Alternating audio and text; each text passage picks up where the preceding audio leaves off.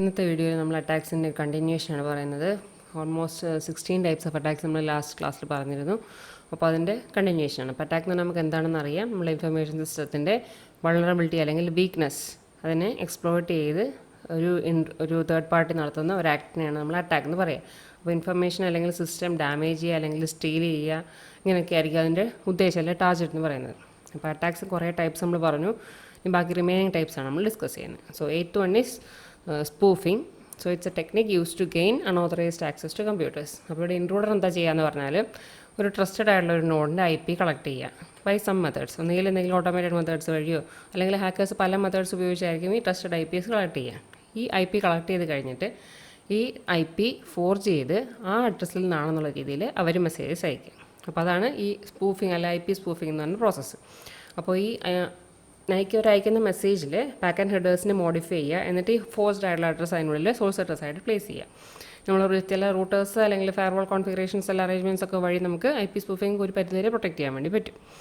ഇപ്പോൾ ഇതാണ് ഇതിൽ നടക്കുന്ന പ്രോസസ്സ്. ഇതാണ് നമുക്ക് ഒറിജിനലി അയക്കുന്ന original IP packet from hacker system. ഇപ്പോൾ ഇതായിരുന്നാലാണ് ആക്ച്വൽ IP സോഴ്സിൻ്റെ.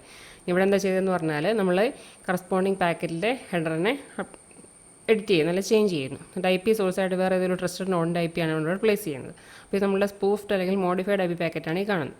ഇനി ഈ മോഡിഫൈഡ് പാക്കറ്റ് എന്ത് ചെയ്യുന്നിട്ട് എന്നിട്ട് ട്രാൻസ്മിറ്റ് ചെയ്യുക. Hacker modifies the source address to spoof the firewall. അപ്പോൾ ഈ ഒരു പർട്ടിക്കുലർ പാക്കറ്റ് കിട്ടുമ്പോൾ ഫയർവാൾ എന്ത് ചെയ്യും, ഈ സോഴ്സ് IP നോക്കുമ്പോഴത്തേക്കും അത് ട്രസ്റ്റഡ് IP ആയതുകൊണ്ട് ഫയർവാളിന് കടന്നത് പോകും. അപ്പോൾ ഇൻറ്റേർണൽ നെറ്റ്വർക്കിലേക്ക് എത്തുകയും അപ്പോൾ അവിടെ എത്തിയത് അഫക്റ്റഡായി കൂടുതൽ ഇഷ്യൂസ് ഉണ്ടാക്കുകയും ചെയ്യും. അപ്പോൾ ഫയർവാളിന് ഇത് ലെജിറ്റിമേറ്റ് ട്രാഫിക് ആണെന്നുള്ള രീതിയിലായിരിക്കും മനസ്സിലാവുക, because source IP is trusted one. അപ്പോൾ അങ്ങനെയുള്ള സിറ്റുവേഷനിൽ ആ പാക്കറ്റിന് അത് കടത്തിവിട്ടത് ഉള്ളിൽ ചെന്നത് ഡാമേജ് ഉണ്ടാക്കും. So this is IP spoofing. 9th one is man in the middle. അപ്പോൾ ആ പേരിൽ നമുക്കറിയാം ഒരു കമ്മ്യൂണിക്കേഷൻ്റെ ഇടയ്ക്ക് ഒരു തേർഡ് പാർട്ടി, അതായത് മാൻ ഇൻ ദ മിഡിൽ എന്നുള്ളതാണ് ഉദ്ദേശിക്കുന്നത്. നമ്മൾ TCP ഹൈജാക്കിംഗ് അറ്റാക്ക് എന്നും പറയാറുണ്ട്. അപ്പോൾ അറ്റാക്കർ എന്താ ചെയ്യുകയെന്ന് പറഞ്ഞാൽ നെറ്റ്വർക്ക് വഴി പോകുന്ന പാക്കറ്റ്സിനെ എല്ലാം മോണിറ്റർ ചെയ്യുക, എന്നിട്ട് അതിനെ മോഡിഫൈ ചെയ്യുന്ന ഉദ്ദേശത്തോട് വേണമെങ്കിൽ ആൾ മോഡിഫൈ ചെയ്യും, എന്നിട്ട് അതിനെ തിരിച്ച് നെറ്റ്വർക്കിലേക്ക് ഇൻസേർട്ട് ചെയ്യുക. അപ്പോൾ പാക്കറ്റ്സ് മോഡിഫൈ ചെയ്ത് തിരിച്ച് നെറ്റ്വർക്കിനുള്ളിൽ ഇൻസേർട്ട് ചെയ്യുക. അതാണ് ശരിക്കും മാൻ ഇൻ ദ മിഡിൽ ചെയ്യുന്നത്. അപ്പോൾ IP സ്പൂഫിംഗ് യൂസ് ചെയ്തിട്ടായിരിക്കും ആൾ വർക്ക് ചെയ്യുക to impersonate another entity on the network. അപ്പോൾ നമ്മൾ നേരത്തെ ഈ ക്രിപ്റ്റോഗ്രഫിയിൽ നമ്മൾ ഡിഫി-ഹെൽമാൻ കീ എക്സ്ചേഞ്ച് ഒക്കെ പഠിച്ചപ്പോൾ നമ്മൾ മാൻ ഇൻ ദ മിഡിൽ അറ്റാക്ക് എങ്ങനെയാണെന്ന് നമ്മൾ ഡിസ്കസ് ചെയ്തിട്ടുള്ളതാണ്. അപ്പോൾ അവിടെ എയും ബിയും തമ്മിൽ കമ്മ്യൂണിക്കേഷൻ നടത്തുന്നു. അവർ കീ എക്സ്ചേഞ്ച് നടത്തുമ്പോൾ ബിക്ക് അയക്കുന്നെല്ലാം നമ്മുടെ തേർഡ് പാർട്ടി അല്ലെങ്കിൽ നമ്മുടെ ഹാക്കറിന് വഴിക്കും പോവാം, അല്ലെങ്കിൽ മാൻ ഇൻ ദ മിഡിൽ ആ ഇടയ്ക്കുള്ള ആളാരാണോ തേർഡ് പേഴ്സൺ ആരാണോ ആൾക്കാർക്കും പോവാം. ആളെന്ത് ചെയ്യും, കിട്ടിയ മെസ്സേജിൽ അപ്പോൾ കിട്ടിയത് മെസ്സേജ് ഉപയോഗിച്ച് എയിനെ ഇംപേഴ്സണേറ്റ് ചെയ്യുക. അത് കഴിഞ്ഞിട്ട് അയാൾ ബിക്ക് മെസ്സേജ് അയക്കുക ആണെന്ന് പറഞ്ഞിട്ട്. അപ്പോൾ അങ്ങനെ ബീനെ ഇംപേഴ്സണേറ്റ് ചെയ്യുക. അപ്പോൾ രണ്ടുപേരെ ഇംപേഴ്സണേറ്റ് ചെയ്ത് പക്ഷേ അവർ തമ്മിലുള്ള കമ്മ്യൂണിക്കേഷൻ ഈ തേർഡ് പാർട്ടി വഴി കയറി ഇറങ്ങിയായിരിക്കും അങ്ങോട്ടും ഇങ്ങോട്ടേക്കും പോകുന്നത്. പക്ഷേ എന്നാൽ എയും ബിയും അല്ലെങ്കിൽ കമ്മ്യൂണിക്കേഷനുള്ള സോഴ്സും ഡെസ്റ്റിനേഷനും അത് അറിയില്ല. അപ്പോൾ ഇവിടെ അറ്റാക്കറിന് ഈവ്സ്ഡ്രോപ്പ് ചെയ്യാൻ മാത്രമല്ല പറഞ്ഞ കാര്യങ്ങളെല്ലാം ചെയ്യാൻ പറ്റും. ചേഞ്ച് ചെയ്യുക, ഡിലീറ്റ് ചെയ്യുക, റീറൂട്ട് ചെയ്യുക, ആഡ് ചെയ്യുക, ഫോർജ് ചെയ്യുക, അല്ലെങ്കിൽ ഡാറ്റ ഡൈവേർട്ട് ചെയ്ത് വിടുക, ഇതെല്ലാം ഈ തേർഡ് പാർട്ടിക്ക് ചെയ്യാൻ പറ്റും. So it's A variant of TCP hijacking. അപ്പോൾ TCP ഹൈജാക്കിൻ്റെ ഒരു വേരിയൻ്റാണ് നെക്സ്റ്റ് നമ്മൾ പറയുന്നത്. നമ്മൾ എൻക്രിപ്ഷൻ ഡീക്രിപ്ഷൻ ഒക്കെ നടത്തുമ്പോൾ നമുക്ക് അവിടെ കീസ് യൂസ് ചെയ്യും. അപ്പോൾ ഈ കീ എക്സ്ചേഞ്ചിൻ്റെ ഇൻ്റർസെപ്ഷൻ ഇടയ്ക്കും ഇത് ഇൻ്റർവ്യൂൻ ചെയ്തിട്ട് അവിടുന്ന് ഡേറ്റ കമ്മ്യൂണിക്കേറ്റ് ചെയ്യുന്നത് കളക്ട് ചെയ്യാനും ശ്രമിക്കാറുണ്ട്. അപ്പോൾ ഇത് നമ്മൾ നേരത്തെ പറഞ്ഞ ഓപ്ഷനാണ് കാണിച്ചിട്ടുള്ളത്. ഡിഫി-ഹെൽമാൻ കീ എക്സ്ചേഞ്ച് കമ്പനി ബിയുമായിട്ട് സെഷൻ എസ്റ്റാബ്ലിഷ് ചെയ്ത് കമ്മ്യൂണിക്കേഷൻ നടത്താൻ ഉദ്ദേശിക്കുന്നു. So company attempts to establish an encrypted session with company B. അപ്പോൾ ഇവർ തമ്മിൽ ഫസ്റ്റ് ഒരു സെക്യൂർ കീ എക്സ്ചേഞ്ച് നടത്തണം. അപ്പോൾ ഈ കീ എക്സ്ചേഞ്ച് നടത്താൻ വേണ്ടി ഇവർ ഫസ്റ്റ് കമ്മ്യൂണിക്കേഷൻ നടക്കുമ്പോൾ അതിൻ്റെ ഇടയ്ക്കെല്ലാം ഇൻ്റർസെപ്റ്റ് ചെയ്ത് കയറുന്ന ആളാണ് നമ്മളുടെ മാൻ ഇൻ ദ മിഡിൽ അല്ലെങ്കിൽ ഹാക്കർ. ഈ ഇൻ്റർസെപ്റ്റ്സ് ട്രാൻസ്മിഷൻ എന്നിട്ട് ആൻഡ് പ്രോസസ്സസ് കമ്പനി ബി. ഇപ്പോൾ ബിക്കാണല്ലോ അയക്കുന്നത്. അപ്പോൾ ഇയാൾ എന്ത് ചെയ്തു, ഇതിൻ്റെ ഇടയ്ക്ക് കയറിയിട്ട് ഞാൻ ബി ആണെന്ന് ക്ലെയിം ചെയ്ത് ആൾ എയുമായിട്ട് കമ്മ്യൂണിക്കേറ്റ് ചെയ്യാണ്. എന്നിട്ട് ഹാക്കർ സ്വന്തം കീ ആർക്ക് കൊടുത്തു, എക്ക് കൊടുത്തു. അത് ആരുടെ ബി ആണെന്ന് പറഞ്ഞ് ക്ലെയിം ചെയ്തിട്ട് ബിയുടെ കീ ആണെന്ന് പറഞ്ഞിട്ട് ആൾ സ്വന്തം കീ എക്ക് കൊടുക്കുന്നു. അപ്പോൾ വിചാരിച്ച അപ്പുറത്ത് ബി ആണ്, ബിയുടെ കീ ആണ് ഇപ്പോൾ കിട്ടിയെന്ന് പറഞ്ഞാൽ ഇനി ബി ആയിട്ടുള്ള കമ്മ്യൂണിക്കേഷനിൽ ആൾക്കാർക്ക് സെൻഡ് ചെയ്യുക, ഈ ഹാക്കറിനായിരിക്കും കൊടുക്കുക. ഇനി ഹാക്കർ എന്തായിരുന്നു, ഇതുപോലെ തന്നെ നമ്മൾ ബിയുമായിട്ടും ഒരു കമ്മ്യൂണിക്കേഷനിൽ ഒരു സെഷൻ എസ്റ്റാബ്ലിഷ് ചെയ്യും. ബിയുമായിട്ട് കമ്മ്യൂണിക്കേഷൻ നടത്തുമ്പോൾ അയാൾ പറയുന്നത് he claims that he is അപ്പോൾ ആണെന്ന് ക്ലെയിം ചെയ്തിട്ടാണ് അയാൾ ബിയുമായിട്ട് കമ്മ്യൂണിക്കേറ്റ് ചെയ്യുന്നത്. അപ്പോൾ കീ ഈ ഹാക്കറുമായിട്ട് ഷെയർ ചെയ്യും. അപ്പോൾ ഇവർ തമ്മിലുള്ള എയുമായിട്ട് നടത്തുന്ന കമ്മ്യൂണിക്കേഷൻസ് എക്ക് ചെല്ലുന്നതിന് പകരം ചെല്ലുക നോർമലി നമ്മളുടെ ഹാക്കറിനായിരിക്കും. ഇനി ഹാക്കറിന് വേണമെന്നുണ്ടെങ്കിൽ അതിനെ എഡിറ്റ് ചെയ്തോ മോഡിഫൈ ചെയ്തിട്ടൊക്കെ കമ്പനി എക്ക് അത് ട്രാൻസ്മിറ്റ് ചെയ്ത് കൊടുക്കാം. So company B sends all messages to the hacker. B ഇവിടെ നിന്ന് നേരെ എക്കാണെന്ന് പറഞ്ഞ് അയക്കുന്നെല്ലാം ഇങ്ങോട്ടേക്കായിരിക്കും പോകുന്നത്. who receives, decrypts, copies and forward copies possibly modified to company. അപ്പോൾ ആളുടെ കയ്യിൽ ഡീക്രിപ്റ്റ് ചെയ്ത് ഒറിജിനൽ മെസ്സേജ് കിട്ടും. എന്നിട്ട് അതിനെ കോപ്പി ചെയ്ത് വേണമെങ്കിൽ ആൾക്ക് മോഡിഫൈ ചെയ്ത് ആർക്ക് അയച്ചു കൊടുക്കാം, ഹേക്ക് വേണമെങ്കിൽ അയച്ചു കൊടുക്കാം. So this is man in the middle attack. So it enables a hacker to act as an invisible man in the middle, that is an eavesdropper on encrypted communication. ഇവിടെ ഇപ്പോൾ നടക്കുന്ന ഒരു എൻക്രിപ്റ്റഡ് കമ്മ്യൂണിക്കേഷനാണ്. അപ്പോൾ അതിനുള്ളിൽ ഒരു ഈവ്സ്ട്രോപ്പറിന് കയറി ഇൻ്റർവ്യൂ ചെയ്ത് data collect ചെയ്യാനും നമ്മളുടെ കമ്മ്യൂണിക്കേഷനിലുള്ള രണ്ട് പേരെയും ഇംപേഴ്സണേറ്റ് ചെയ്യാനും സാധിക്കും. ഈ 10th ടൈപ്പ് ഓഫ് അറ്റാക്ക് എന്ന് പറഞ്ഞാൽ സ്പാം. നമുക്കിത് വളരെ ഫെമിലിയർ ആയിട്ടുള്ളതാണ്. Spam is unsolicited commercial email. Unsolicited എന്ന് പറഞ്ഞാൽ നോട്ട് ടാസ്ക് ഫോർ, അല്ലെങ്കിൽ ആവശ്യമില്ലാത്ത കൊമേഴ്ഷ്യൽ ഇമെയിലിനാണ് നമ്മൾ സ്പാം എന്ന് പറയുന്നത്. അപ്പോൾ മലേഷ്യസ് കോഡ് അറ്റാക്കിനെ എൻഹാൻസ് ചെയ്യാൻ വേണ്ടിയിട്ടാണ് നോർമലി ഇത് യൂസ് ചെയ്യാറ്. ഇതിൻ്റെ ഏറ്റവും വലിയൊരു കോൺസിക്വൻസ് എന്ന് പറഞ്ഞാൽ റിസോഴ്സ് വേസ്റ്റേജ് ആണ്. Wastage of computer and human resources.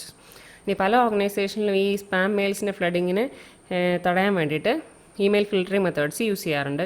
പിന്നെ അത് കൂടാണ്ട് ചില ഓർഗനൈസേഷൻസ് ആണെങ്കിൽ അവരുടെ എംപ്ലോയീസിന് ഡയറക്ഷൻസ് കൊടുക്കും അൺവാണ്ടഡ് ആയിട്ടുള്ള മെയിൽ മെസ്സേജസ് ഡിലീറ്റ് ചെയ്ത് കളയാൻ വേണ്ടി. So next type of attack is mail bombing. നമുക്ക് ആ പേരിൽ നിന്ന് മനസ്സിലാവും മെയിലുമായിട്ട് റിലേറ്റഡ് ആണെന്ന്. അപ്പോൾ ഇത് രണ്ട് ടൈപ്പ് കമ്പൈൻ ചെയ്യുന്നതാണെങ്കിൽ പറയാം. It's another form of email attack. അത് മാത്രമല്ല it's also DOS type of attack. അപ്പോൾ മെയിൽ ബോംബിംഗ് എന്ന് പറഞ്ഞാൽ ഇമെയിൽ റിലേറ്റഡ് അറ്റാക്കുമാണ്, DOSും ആണ്. അത് ഡിനയൽ ഓഫ് സർവീസ് അറ്റാക്കുമാണ്. ഇവിടെ ഇപ്പോൾ അറ്റാക്കർ എന്താ ചെയ്യുകയെന്ന് പറഞ്ഞാൽ ഒരുപാട് മെയിലുകൾ നമ്മളെ ടാർഗറ്റിലേക്ക് ഒരേ സമയം കൊടുക്കുക. So attacker routes large quantities of email to the target. അപ്പോൾ ഈ മെയിൽ മുഴുവൻ എത്തിക്കഴിയുമ്പോഴത്തേക്കും നമ്മുടെ ടാർഗറ്റ് എന്താവും, ഡൗൺ ആവും. So it can be accomplished by means of social engineering or by exploiting various technical flaws in SMTP. ഒന്നുകിൽ social engineering വഴി, അല്ലെങ്കിൽ social engineering എന്ന് പറഞ്ഞാൽ നമ്മളെ പേഴ്സണൽ ആയിട്ടുള്ള അക്വൈൻറ്റൻസ് അല്ലെങ്കിൽ പരിചയം വഴി ആളെ പറ്റിയുള്ള ഇൻഫർമേഷൻ കളക്ട് ചെയ്ത് ആ ID വഴിയിട്ട് ഫോർവേഡ് ചെയ്ത് വിടുക. അപ്പോൾ അവർ ചെയ്യുന്നവരെന്താണ് ചെയ്യുന്നതെന്ന് അറിയുന്നുണ്ടാവില്ല, അല്ലാണ്ടായിരിക്കും അവരത് ഫോർവേഡ് ചെയ്ത് വിടുന്നത്. അല്ലെങ്കിൽ നമ്മുടെ SMTPയിലുള്ള എന്തെങ്കിലും ടെക്നിക്കൽ ഫ്ലോസിനെ യൂട്ടിലൈസ് ചെയ്തിട്ട് എക്സ്പ്ലോയിറ്റ് ചെയ്തിട്ട് വേണമെങ്കിലും ഈ മെയിൽ ബോംബിംഗ് അറ്റാക്ക് ചെയ്യാൻ പറ്റും. അപ്പോൾ ടാർഗറ്റിന് എന്താ സംഭവിക്കുക, നമ്മൾ ടാർഗറ്റിനോട് ആരാണോ ഈ അറ്റാക്കിൻ്റെ ടാർഗറ്റ് ആയിട്ടുള്ള ആൾക്ക് മാനേജ് ചെയ്യാൻ പറ്റാത്ത എമൗണ്ട് ഓഫ് സ്പാം മെയിൽ കിട്ടും, അല്ലെങ്കിൽ ആവശ്യമില്ലാത്ത മെയിൽ കിട്ടും. അപ്പോൾ അവർക്ക് എന്താ ചെയ്യാൻ പറ്റുക, അതിൽ അവർ ഹെൽപ്ലെസ് ആയിരിക്കും. അപ്പോൾ ഈ ഫോം ഓഫ് അറ്റാക്ക് നമ്മൾ മെയിൽ ബോംബിംഗ് എന്ന് പറയും. പിന്നെ നമ്മൾ പറഞ്ഞു ഇത് രണ്ട് ടൈപ്പിൻ്റെ കോമ്പിനേഷനാണെന്ന്. ഒന്ന് ഇമെയിൽ അറ്റാക്കാണ്, second it's a denial of service attack. നമ്മുടെ ഡിനയൽ ഓഫ് സർവീസ് നമ്മൾ DDoS ആണ് ശരിക്കും നമ്മളുടെ എഫക്റ്റിൽ വരുന്നത്. അപ്പോൾ ലാർജ് കുറേ ഇമെയിൽസ് നമ്മൾ ഈ ഹെഡർ ഇൻഫർമേഷൻ ഫോഴ്സ് ചെയ്തിട്ട് അയക്കുകയാണ്. അപ്പോൾ അറ്റാക്കേഴ്സിന് ഇത് നോർമലി ഇങ്ങനെയുള്ള അറ്റാക്കിന് വേണ്ടി അവർ യൂസ് ചെയ്യുന്നത് പൂവറായിട്ട് കോൺഫിഗർ ചെയ്തിട്ടുള്ള മെയിൽ സിസ്റ്റംസ് ആയിരിക്കും. അപ്പോൾ അങ്ങനെയുള്ള കുറച്ചെണ്ണത്തിന് അവർ ടാർഗറ്റ് ചെയ്ത് കണ്ടുപിടിക്കുക, എന്നിട്ട് അവരെ കൊണ്ട് ഈ മെയിൽ സെൻഡ് ചെയ്യാൻ പറ്റുന്ന രീതിയിലാക്കി അവർ മാറ്റുക. അതാണ് ചെയ്യുന്നത്. അപ്പോൾ നമ്മൾ അവിടെ DDoSൽ പറഞ്ഞു നമ്മൾ സോംബീസിനെ ക്രിയേറ്റ് ചെയ്ത് അവരെ കൂടി ഉപയോഗിച്ചിട്ടാണ് നമ്മൾ ഈ അറ്റാക്ക് ഇനിഷ്യേറ്റ് ചെയ്യാമെന്ന് പറഞ്ഞത്. അപ്പോൾ അതുപോലെ തന്നെ ഇവിടെ പ്രോപ്പറായിട്ട് അല്ലെ പൂറായിട്ട് കോൺഫിഗർ ചെയ്തിട്ടുള്ള ഇമെയിൽ സിസ്റ്റംസ് ഏതൊക്കെയാണെന്നുള്ളത് കുറേ എണ്ണം ഐഡൻറ്റിഫൈ ചെയ്യാൻ അവർ ശ്രമിക്കും. എന്ന് കഴിഞ്ഞിട്ട് അവരെ നമുക്ക് ഈ അറ്റാക്ക് ഡ്രൈവ് ചെയ്യാനുള്ള ഇനിഷ്യേറ്റ് ചെയ്യാൻ വേണ്ടി യൂസ് ചെയ്യാൻ പറ്റും. അതാണ് യൂസ് ചെയ്യുന്നത്. അപ്പോൾ അവരെ കൊണ്ട് ഈ മെയിൽസ് ഫോർവേഡ് ചെയ്യിക്കുക അല്ലെങ്കിൽ മെയിൽ സെൻഡ് ചെയ്യിക്കാനുള്ള ശ്രമമാണ് നടത്തുന്നത്. അപ്പോൾ ഒരുപാട് പേര് ഒരേ സമയം ഒരേ ടാർഗറ്റിലേക്ക് മെയിൽസ് ഒരുപാട് അയക്കുകയാണെങ്കിൽ ഓഫ് കോഴ്സ് എന്തായിരിക്കും നമ്മളുടെ ടാർഗറ്റിലെ മെയിൽ അത്രയധികം എണ്ണം കൂടുതലായിരിക്കും. അപ്പോൾ അവിടെ ഒന്നും മാനേജ് ചെയ്യാൻ പറ്റില്ല, അത് ഡൗൺ ആവും, അല്ലെങ്കിൽ അതിൻ്റെ സർവീസ് നിർത്തിവെക്കുന്ന സിറ്റുവേഷൻ വരും. That is again it's A type of denial of service attack. അപ്പോൾ അതാണ് മെയിൽ ബോംബിംഗ് എന്ന് പറഞ്ഞാൽ. ഇനി 12th കാറ്റഗറി എന്ന് പറഞ്ഞാൽ ഇറ്റ് ഈസ് സ്നിഫേഴ്സ്. സ്നിഫർ എന്ന് പറഞ്ഞാൽ it's a program or device that can monitor data travelling over a network. ഇപ്പോൾ നെറ്റ്വർക്ക് വഴി കടന്നു പോകുന്ന ഡേറ്റ മോണിറ്റർ ചെയ്യാൻ വേണ്ടി യൂസ് ചെയ്യുന്ന ഒരു പ്രോഗ്രാം അല്ലെങ്കിൽ ഡിവൈസ്. ഇത് ശരിക്കും നമുക്ക് ആക്ച്വൽ റിയൽ ആയിട്ടുള്ള ജെന്യൂൻ ആയിട്ടുള്ള നെറ്റ്വർക്ക് മാനേജ്മെൻറ്റിന് വേണ്ടി യൂസ് ചെയ്യാം, അല്ല ഇനി സ്പൈയിങ് അല്ലെങ്കിൽ ഇൻഫർമേഷൻ സ്റ്റീലിങ്ങിന് വേണ്ടി വേണമെങ്കിൽ നമുക്ക് യൂസ് ചെയ്യാൻ പറ്റും. അപ്പോൾ അൺഓതറൈസ്ഡ് ആയിട്ടുള്ള സ്നിഫേഴ്സ് നമുക്ക് വളരെ ഡേഞ്ചറസ് ആണ്. നെറ്റ്വർക്കിൻ്റെ സെക്യൂരിറ്റീനെ അത് വളരെ മോശകരമായിട്ട് അഫക്റ്റ് ചെയ്യും. അതുമാത്രമല്ല നമുക്കത് കണ്ടുപിടിക്കാനും പറ്റില്ല, എളുപ്പമല്ല. അതുമാത്രമല്ല അതിനെ എവിടെ വേണമെങ്കിലും ഇൻസേർട്ട് ചെയ്യാനും പറ്റും. അപ്പോൾ അതാണ് സ്നിഫേഴ്സ് എന്ന് പറയുന്നത്. അപ്പോൾ ഈ സ്നിഫേഴ്സ് നമ്മൾ നെറ്റ്വർക്കായിട്ട് TCP/IP നെറ്റ്വർക്കായിട്ട് ലിങ്ക് ചെയ്താണ് അധികം പറയുന്നത്. അതുകൊണ്ട് തന്നെ പാക്കറ്റ് സ്നിഫേഴ്സ് എന്നും പറയാറുണ്ട്. അപ്പോൾ നമ്മൾ ഇവിടെ ഇഷ്യൂ വരുന്നതെന്ന് വെച്ചാൽ നമ്മൾ ലോക്കൽ നെറ്റ്വർക്കിലൊക്കെ ആണെങ്കിൽ യൂസേഴ്സ് തമ്മിൽ കമ്മ്യൂണിക്കേഷൻ ചെയ്യുമ്പോൾ അത് ക്ലിയർ ടെക്സ്റ്റ് ആയിട്ടായിരിക്കും പോവുക. അപ്പോൾ അത് കംപ്ലീറ്റ്ലി റീഡബിൾ ഫോമിലായിരിക്കും. അപ്പോൾ ഈ സ്നിഫർ പ്രോഗ്രാം ആണെങ്കിൽ ട്രാൻസ്ഫർ ആ കമ്മ്യൂണിക്കേഷൻ നെറ്റ്വർക്ക് വഴി പോകുന്ന എല്ലാ ഡേറ്റയും പാസ്വേഡ്സ് അല്ലെ ഫയൽസിനുള്ളിലെ ഡേറ്റ അങ്ങനെയുള്ള എല്ലാ കാര്യങ്ങളും കംപ്ലീറ്റ്ലി സെൻസിറ്റീവ് ഡേറ്റ എല്ലാം സ്ക്രീൻ ചെയ്യും. അപ്പോൾ അത് ഫർദർ ഡാമേജിനായിരിക്കും ഒരു സിറ്റുവേഷൻ ഉണ്ടാക്കുക. 13th one എന്ന് പറഞ്ഞാൽ social engineering. So it's a process of using social skills to convince people to reveal access credentials. അപ്പോൾ സോഷ്യൽ സ്കിൽസ് ഉപയോഗിച്ച് ഇപ്പോൾ ഒരാൾ സംസാരിച്ച് അയാളെ പറഞ്ഞ് അയാളെ അതിൻ്റെ അകത്ത് വീഴിച്ച് അയാളെ കൊണ്ട് അയാളുടെ ക്രെഡൻഷ്യൽസ് വെളിപ്പെടുന്ന രീതിയിലേക്ക് എത്തിക്കുക. അപ്പോൾ അതാണ് സോഷ്യൽ എഞ്ചിനീയറിംഗ് മെത്തേഡ് എന്ന് പറഞ്ഞാൽ. അപ്പോൾ ഇതിൻ്റെ അകത്ത് ശരിക്കും പല എക്സാമ്പിൾ സിറ്റുവേഷൻ പറഞ്ഞാൽ നമ്മൾ ഒരു എംപ്ലോയി ആയിട്ടാണ് അയാൾ കമ്മ്യൂണിക്കേറ്റ് ചെയ്യുന്നതെന്ന് കരുതുക. അപ്പോൾ ഈ സോഷ്യൽ എഞ്ചിനീയറിംഗ് ചെയ്യുന്നയാൾ അപ്പോൾ ആൾ ഓർഗനൈസേഷനിലേക്കാളും മുകളിലത്തെ ലെവലുള്ള ആണ് എന്നുള്ള രീതിയിൽ പ്രിട്ടൻഡ് ചെയ്തിട്ടായിരിക്കും ഇവരോട് സംസാരിക്കുന്നത്. അപ്പോൾ നോർമലി ആ എംപ്ലോയി അയാളുടെ ക്രെഡൻഷ്യൽസ് വെളിപ്പെടുത്തേണ്ട ഒരു സിറ്റുവേഷനിലേക്ക് എത്തും. അപ്പോൾ അതാണ് സോഷ്യൽ എഞ്ചിനീയറിംഗ് മെത്തേഡ്. അപ്പോൾ ഈ ഫോൾസ് ആയിട്ട് അയാളുടെ റെപ്രസെൻറ്റേഷൻ ഫോൾസായിട്ട് അയാളെ പറ്റി ഒരു ഇമേജ് ഉണ്ടാക്കിയെടുക്കുകയാണ് ചെയ്യുന്നത്. അപ്പോൾ ഈ ഫോൾസ് റെപ്രസെൻറ്റേഷൻ ഉണ്ടാക്കാൻ വേണ്ടി ഈ ചെയ്യുന്ന ആൾ ഈ ഓർഗനൈസേഷനിൽ തന്നെ വേറെ പലരുമായിട്ട് ഇതേ രീതിയിൽ സോഷ്യൽ എഞ്ചിനീയറിംഗ് ടാക്ടിക്സ് ഉപയോഗിച്ച് കമ്മ്യൂണിക്കേറ്റ് ചെയ്യുക. അത് കഴിഞ്ഞിട്ട് അവർ കരുതുന്ന ഇമ്പോർട്ടൻ്റ് അല്ലാന്ന് കരുതുന്ന ഇൻഫർമേഷനെല്ലാം കളക്ട് ചെയ്തിട്ട് അതിനെല്ലാം കൂടി കമ്പൈൻ ചെയ്ത് ഒരു ഫോൾസ് റെപ്രസെൻറ്റേഷൻ അയാൾ കൂടുതൽ ക്രെഡിബിൾ ആണെന്നുള്ള രീതിയിൽ ഉണ്ടാക്കിയെടുക്കുകയാണ് ചെയ്യുന്നത്. സോ 14th എന്ന് പറഞ്ഞാൽ phishing. So it's an attempt to gain personal or financial information from an individual, usually by posing as a legitimate entity. അപ്പോൾ ഫിഷിംഗ് എന്ന് പറഞ്ഞാൽ നമ്മളൊരാളെ പറ്റി പേഴ്സണൽ അല്ലെങ്കിൽ ഫൈനാൻഷ്യൽ ഇൻഫർമേഷൻ അയാളുമായി ബന്ധപ്പെട്ട കളക്ട് ചെയ്യുക. ഈ കളക്ട് ചെയ്യുമ്പോഴത്തേക്കും ഒരു റിയൽ എൻറ്റിറ്റി അല്ലെങ്കിൽ ജെന്യൂൻ ആയിട്ടുള്ള ഒരു എൻറ്റിറ്റിയാണ് കളക്ട് ചെയ്യുന്നത് എന്നുള്ള രീതിയിലാണ് ആ ഇൻഫർമേഷൻ കളക്ഷൻ നടത്തുന്നത്. അപ്പോൾ അതിൻ്റെ ഒരു വേരിയൻ്റാണ് സ്പിയർ ഫിഷിംഗ് എന്ന് പറയുന്നത്. അപ്പോൾ ഇത് കുറച്ചുകൂടി ടാർഗറ്റഡ് ആയിട്ടുള്ളൊരു ഫിഷിംഗ് അറ്റാക്കാണ് സ്പിയർ ഫിഷിംഗ് എന്ന് പറയുന്നത്. ഫസ്റ്റ് നമ്മൾ പറഞ്ഞ നോർമൽ ഫിഷിംഗ് മെത്തേഡ് എന്ന് പറഞ്ഞാൽ ഒരുപാട് പറ്റുന്ന എല്ലാ റെസിപ്പിയൻസിനെയും ഇൻക്ലൂഡ് ചെയ്യാനാണ് ശ്രമിക്കുക. അത്ര ഒരുപാട് പേരെ ടാർഗറ്റ് ചെയ്യാനാണ് അവർ ശ്രമിക്കുക.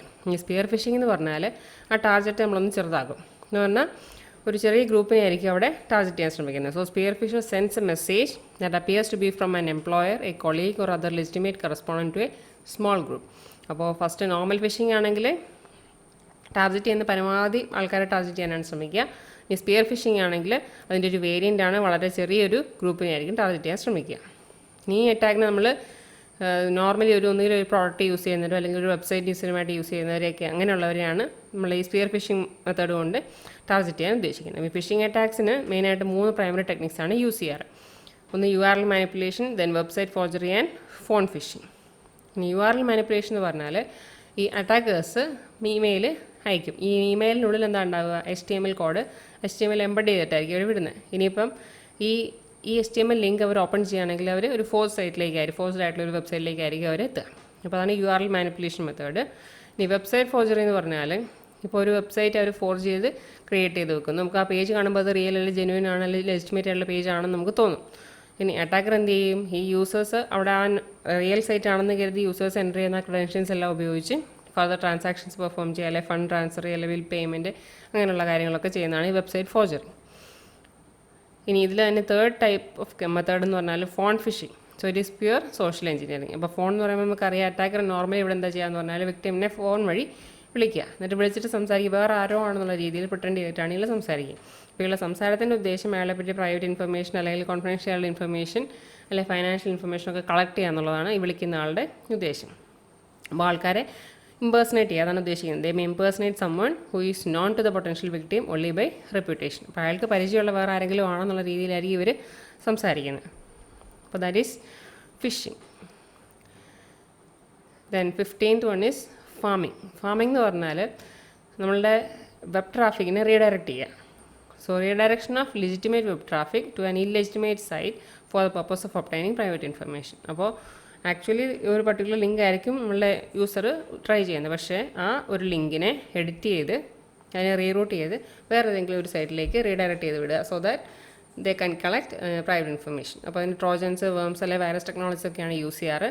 നമ്മുടെ ബ്രൗസറിൽ നമ്മൾ അഡ്രസ് ബാറിൽ ടൈപ്പ് ചെയ്യുന്ന ആ അഡ്രസ്സിന് ആ URL എടുക്കുക, എന്നിട്ട് അതിനെ മോഡിഫൈ ചെയ്ത് കഴിഞ്ഞിട്ട് ആ മറ്റേ റിയൽ അല്ലാത്ത ഇല്ലെജിറ്റിമേറ്റ് ആയിട്ടുള്ള വെബ്സൈറ്റിലേക്കുള്ള ലിങ്ക് ആക്കി അതിനെ മാറ്റുക. അപ്പോൾ ഫാമിംഗ് ചിലപ്പോൾ DNS വഴിയും അറ്റാക്ക് റേസ് ചെയ്യാൻ ശ്രമിക്കാറുണ്ട്, by causing it to transform the legitimate host name to a invalid site IP. അപ്പോൾ ഹോസ്റ്റ് ടു IP ട്രാൻസ്ഫോർമേഷൻ അവർ ഹോസ്റ്റ് നെയിം റിയലായിട്ട് ആക്ച്വലായിട്ടുള്ളതായിരിക്കും, പക്ഷേ അതിന് ഇൻവാലിഡ് ആയിട്ടുള്ള സൈറ്റ് IP ആയിട്ട് മാപ്പ് ചെയ്യിക്കുക. അപ്പോൾ അങ്ങനെയുള്ള സിറ്റുവേഷനിൽ നമ്മൾ പറയുന്നത് DNS ക്യാഷ് പോയ്സണിങ്, ഈ ടൈപ്പ് ഓഫ് അറ്റാക്കിന്. Then the last one is timing attack. അപ്പോൾ ടൈമിംഗ് അറ്റാക്ക് യൂസ് ചെയ്യുന്നത് നമ്മൾ ബ്രൗസറിൻ്റെ ക്യാഷിലെ കണ്ടൻസിനെ ബേസ് ചെയ്തിട്ടാണ് ഈ അറ്റാക്ക് വരിക. This stores a malicious cookie on the client system. അപ്പോൾ ടൈമിംഗ് അറ്റാക്ക് ചെയ്യുന്നതെന്ന് വെച്ചാൽ it explores the contents of a web browsers cache. ഇപ്പോൾ ബ്രൗസറിൻ്റെ ക്യാഷിൽ നോക്കുക, അല്ല അവിടുത്തെ കണ്ടൻസ് എന്താണെന്നുള്ളത് നോക്കി അത് കഴിഞ്ഞിട്ട് and stores a malicious cookie on the client system. എന്നിട്ട് ക്ലയൻറ്റ് സിസ്റ്റത്തിൽ ഒരു കുക്കി ഇൻസ്റ്റാൾ ചെയ്യുക. അപ്പോൾ ഈ cookie it's considered as a malicious cookie. അപ്പോൾ ഈ കുക്കി എന്താ ചെയ്യുക എന്ന് പറഞ്ഞാൽ നമ്മളുടെ ആ പർട്ടിക്കുലർ പാസ്വേഡ് പ്രൊട്ടക്റ്റഡ് ആയിട്ടുള്ള സൈറ്റ്സ് ഒക്കെ ആക്സസ് ചെയ്യുമ്പോഴുള്ള പർട്ടിക്കുലർ ക്ലയൻറ്റിനെ പറ്റി അല്ല യൂസറിനെ പറ്റിയുള്ള ഇൻഫർമേഷൻ കളക്ട് ചെയ്യുക എന്നുള്ളതാണ് ഉദ്ദേശിക്കുന്നത്. So cookie can allow the designer to collect information on how to access password protected site. അപ്പോൾ നമ്മൾ ഈ കുക്കി പ്ലേസ് ചെയ്ത ആൾക്ക് ഈ ഒരു ക്ലയൻറ്റ് മെഷീൻ വഴി നടക്കുന്ന ആക്സസുകളിലൊക്കെ ഡീറ്റെയിൽ ഇൻഫർമേഷൻ കളക്ട് ചെയ്യുക എന്നുള്ളതാണ് ഉദ്ദേശം. ഇതേ സിമിലർ ഒരു മോഡിഫൈഡ് വേർഷനാണ് പറഞ്ഞേക്കുന്നത്. നമ്മൾ നോർമൽ ഇൻഫർമേഷൻ അല്ലാണ്ട് നമ്മൾ ഈ എൻക്രിപ്ഷൻ ഡീക്രിപ്ഷനൊക്കെ നടത്തുമ്പം അവിടെ നമ്മൾ കീസ് യൂസ് ചെയ്യും. അപ്പോൾ ഈ ക്രിപ്റ്റോഗ്രാഫിക് എലമെൻറ്റ്സ് അങ്ങോട്ടും ഇങ്ങോട്ടും കമ്മ്യൂണിക്കേറ്റ് ചെയ്യുമ്പോൾ അതിനെയൊക്കെ ഇൻ്റർസെപ്റ്റ് ചെയ്താനും അതിനെ റിസീവ് ചെയ്ത് വേറെ എന്തെങ്കിലും ഫങ്ഷനിങ് ചെയ്യാനും ഇതേ ടൈപ്പ് അറ്റാക്ക് അല്ലെങ്കിൽ ടൈമിംഗ് അറ്റാക്ക് യൂസ് ചെയ്യാറുണ്ട്. അപ്പോൾ ഇന്ന് നമ്മൾ പറഞ്ഞത് നമ്മുടെ അറ്റാക്സ് പോർഷൻ കംപ്ലീറ്റ് ആയി. Almost 16 types of attacks in case of information systems. Thank you.